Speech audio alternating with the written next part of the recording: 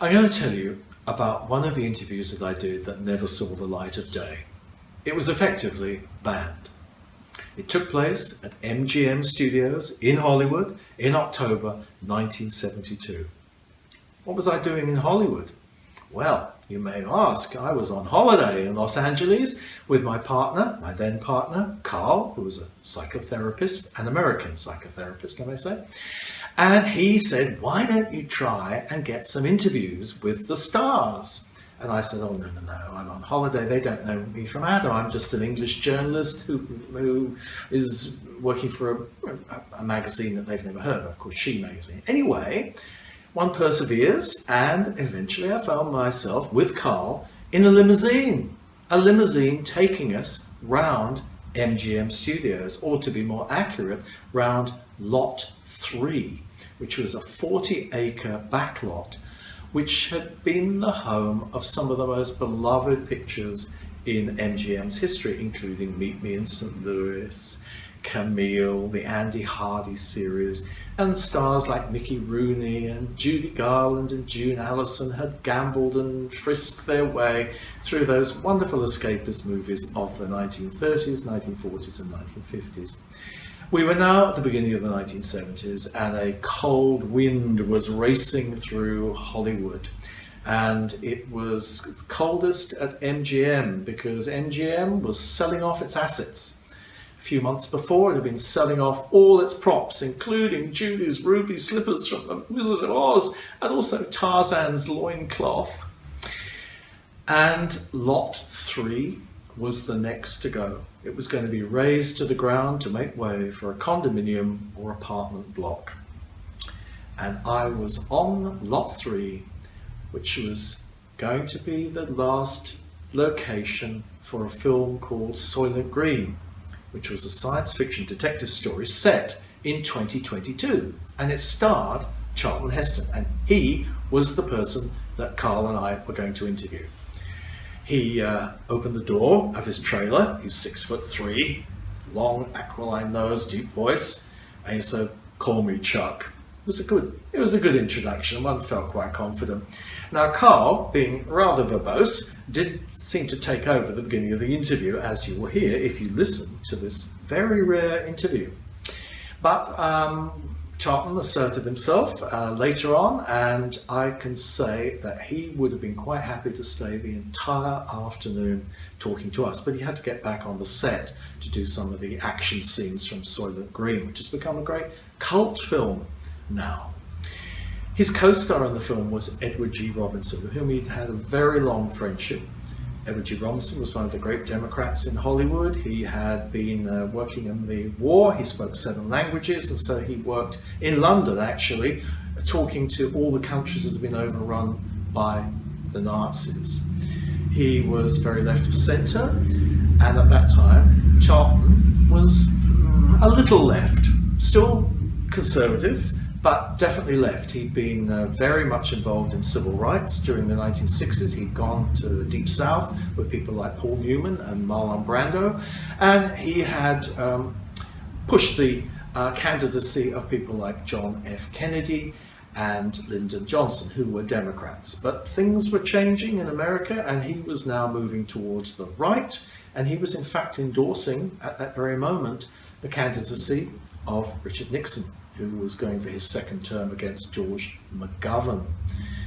But as far as his friendship with Edward G. Robinson was concerned, I think I could truthfully say they loved each other. And in fact, in the film Soylent Green, they actually say, "I love you" to each other. And how nice it was when at the end of our beautiful interview with Charlton Heston, which I do regard as one of the best interviews I ever did, I put it up there with Yehudi Menuhin, Stephen Sondheim, David Hockney, Angela Lansbury, Helen Mirren. At the end of the interview, he said, "Oh, do you think you go and see Eddie and go around to his house? Because I think he'd really like to meet someone from England." Of course, what he was really saying was Eddie would really like to feel valued, because he'd finished his role in the film and he was feeling pretty depressed. He knew this was going to be his last film. He had bladder cancer and he knew he was dying. So Chuck very sweetly arranged the interview with Eddie, which I hope you'll hear on another YouTube later on. And this just showed to me the softer side of Charlton Heston. I think he could be quite formidable. He certainly was a very bright and brainy man, as you would tell from this interview. He was very concerned about the environment. At the time, there'd just been a big UN conference in Stockholm called the Stockholm Declaration, which was really saying we need to do something about overpopulation, about pollution, about the greenhouse effect, about the heating up of the planet. And Charlton Heston was fully behind those initiatives. And Soylent Green was, I suppose, his way of getting the message out to the much wider public. Now, when I returned to England and did the article and sent it in to my editor, She Magazine, I was expecting to say, oh, great, an interview with Charlton Heston, which is actually about something. It's actually about something real and current. But no, they turned it down flat. There was no question of rewriting it or re-angling it or doing anything with it at all. They didn't want to borrow it. It was too depressing. It was too scary. They did not want to scare their readers.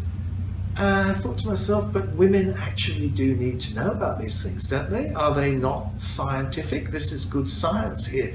This is something that has been the subject of a number of conferences and now finally has been put into 26 principles about how we save the planet that we live on.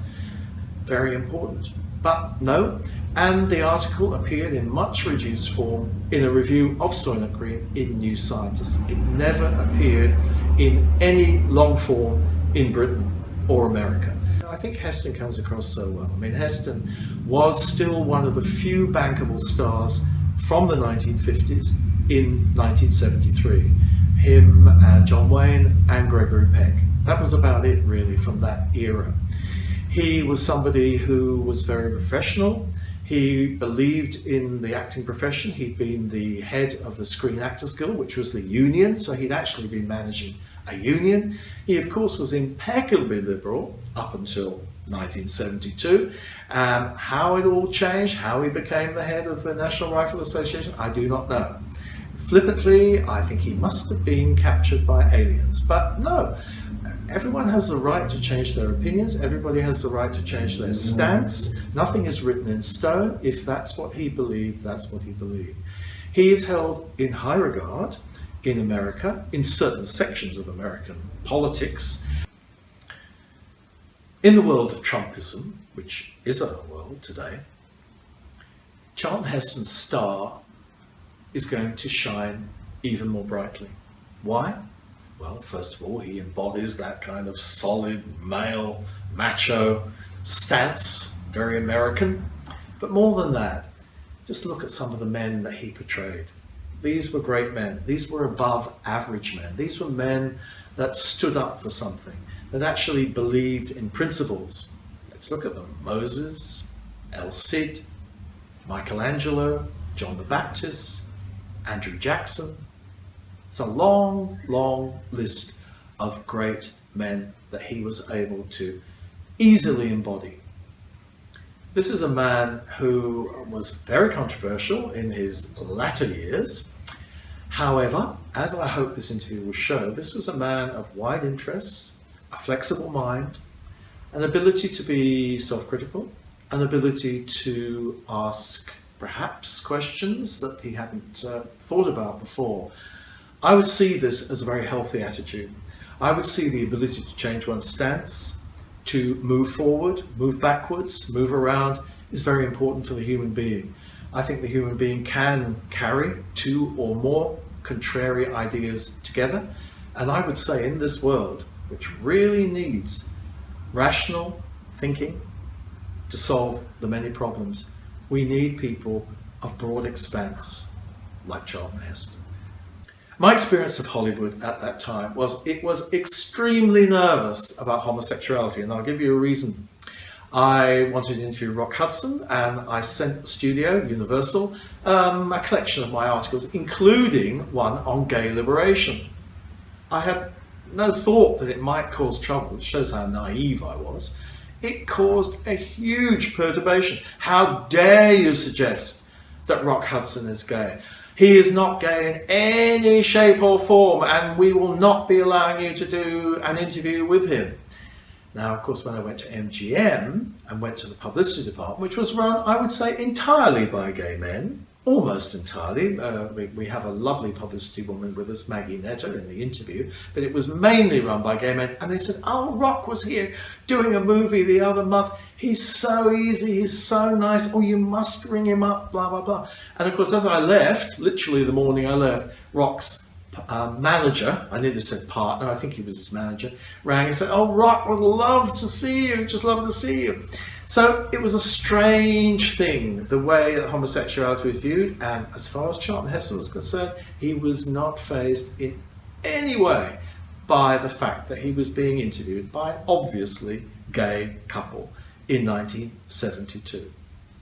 He was open, he was warm, he was relaxed, he was kind, but above all, the mind was open. So important. So I think Charlton Heston is due for a little bit of a revival and maybe a little bit of a reconsideration.